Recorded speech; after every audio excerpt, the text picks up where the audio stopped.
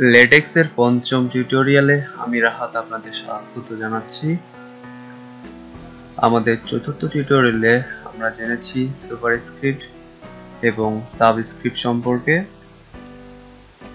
আজ আমরা জানব আরো কিছু mathematical notation, Greek letters, trick function, log function, square roots ইত্যাদি সম্পর্কে। তো শুরু করা যাক।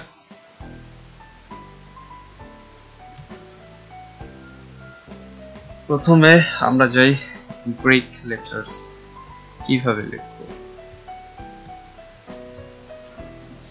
গ্রিক লেটার্সটা সাধারণত ম্যাথমেটিক্যাল টার্মে লেখা হয়ে থাকে। ধরা যাক একটা গ্রিক লেটার আমরা পাই লিখব। তো পাইটা লেখার আগে আমাদের তো অবশ্যই ডাবল ডলার সাইন দিতে হবে। এটা হচ্ছে ম্যাথমেটিক্যাল কিছু লেখার জন্য, এবং পাই লেখার জন্য আমাদের প্রথমে একটা ব্যাকস্ল্যাশ দিয়ে নিতে হবে। এরপর আমরা লিখব পাই দিয়ে ডাবল ডলার দিয়ে দেখি হয় কি।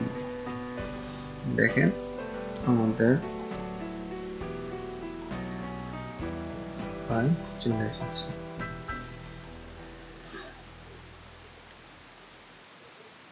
এরপর আরো গ্রিক লেটার যেমন ধরেন আলফা, বিটা, গামা, এগুলো কি হবে? এগুলো লেখার জন্য একই পদ্ধতি, ডাবল ডলার দিব, তারপর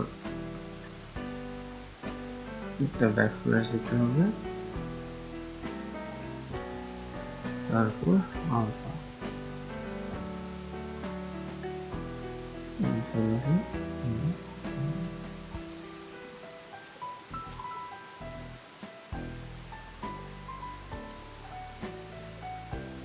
আমাদের আলফা লেখা হবে। এভাবে তারপর যদি আমরা বিটা লিখি তাহলে বিটা লিখতে হবে।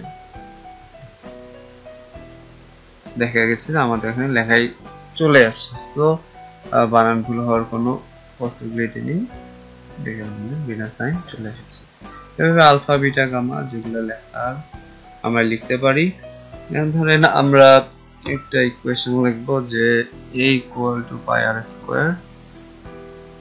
তাহলে কিভাবে লিখবো? ডাবল ডলার ফার্স্টে আমরা যেহেতু লিখবো a, তাহলে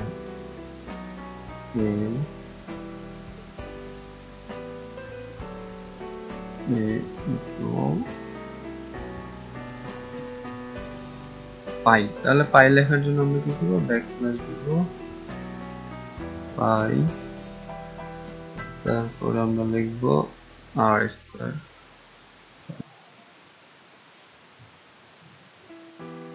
এভাবে লিখলে আমরা পাই আর স্কয়ার হয়ে যাবে। এটা আমাদের ইকুয়েশন কমপ্লিট। এরপর আসা যাক ট্রিগোনোমেট্রিক ফাংশন গুলো। ট্রিক ফাংশন,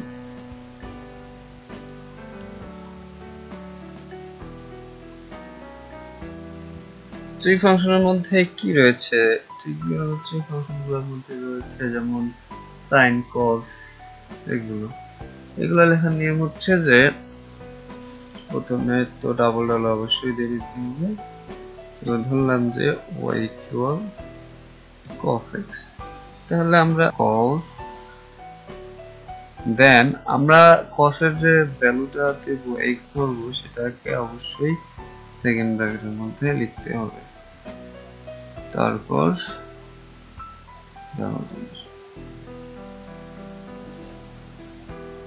এইভাবে কুইক ফিল্ড দিলেই আমাদের y equal to cos x দেখা চলে আসে। এইভাবে sin x, tan x, tan দিতে গেলে tan দিতে হবে, তারপরে cosine দিতে গেলে cos, তারপরে cot দিতে গেলে ch। এইভাবে যেগুলো আছে সেভাবে আমরা লিখব। তারপর আসা যাক যে লগ ফাংশনটা কিভাবে লিখবো আমরা। লগ ফাংশন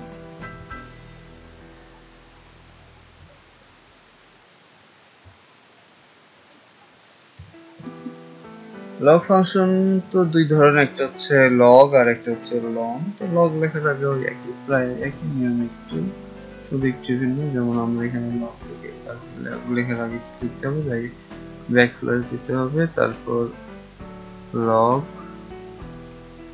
দেন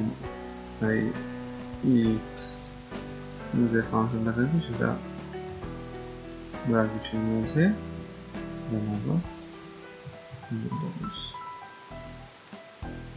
তারপর ইনভেন্ট করলে আমাদের লগ এক্সটা চলে আসবে। একইভাবে যদি লগ এক্স লিখতে যাই তাহলে লগ এর জায়গায় আমরা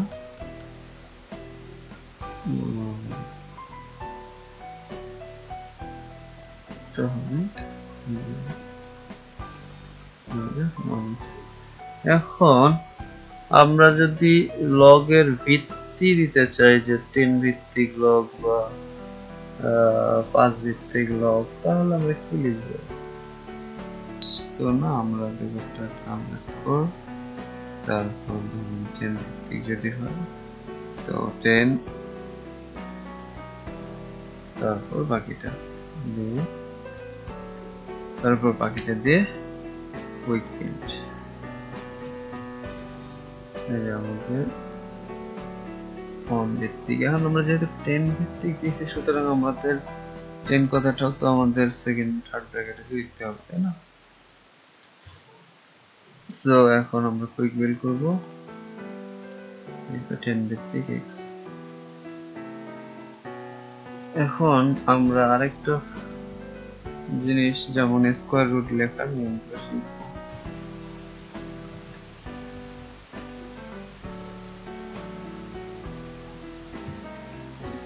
একটা ফাংশনের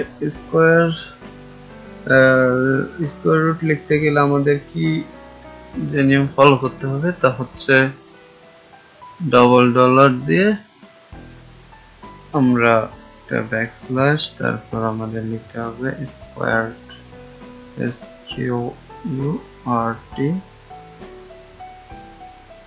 দেখেন SQU হবে না, SQRT। এখন আমরা দুইটাই নিতে পারি। এখন যদি আমরা শুধু √2 লিখবো, সেক্ষেত্রে আমরা এটা ইউজ করবো, সেখানে আমরা 2 ইউজ করবো। আচ্ছা 3 হলো, তারপর আমরা কি করবো, যে এখানে আবার ডাবল ডলার, তাহলে কুইক বিল করলে চলে আসবে। এখন যদি আমরা ঘনমূল বের করতে চাই, তাহলে আমরা কি দিব? সেক্ষেত্রে আমাদের ডবল ডলার ব্যাকস্ল্যাশ SQRT,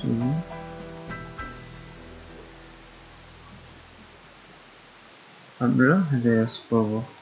এখানে আমরা ঘনমূল যদি নেই তাহলে 3 দিব, তারপরে ধরেন এখানে আছে দিব,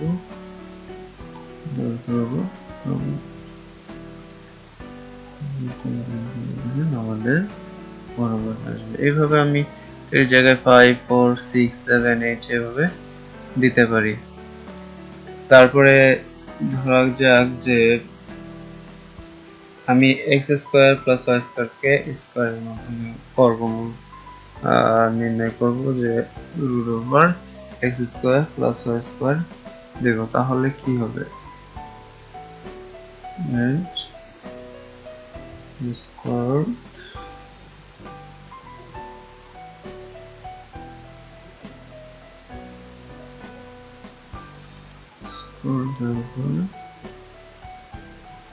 x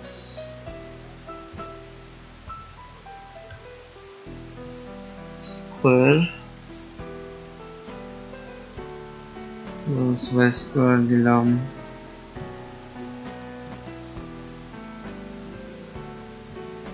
স্কয়ার যদি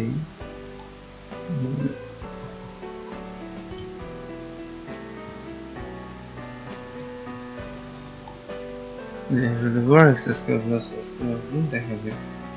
আবার যদি আমরা লিখতে চাই যে রুট ওভারের মাঝে রুট ওভার, তাহলে কি হবে? তাহলে ধরেন যে আমরা লিখবো স্কোয়ার্ড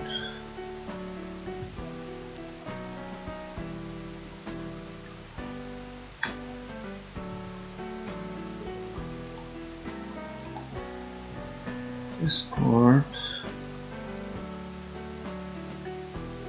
1 প্লাস, আবার আমরা এখানে রুট নিয়ে আসবো, তাহলে আবার স্কোয়ার্ড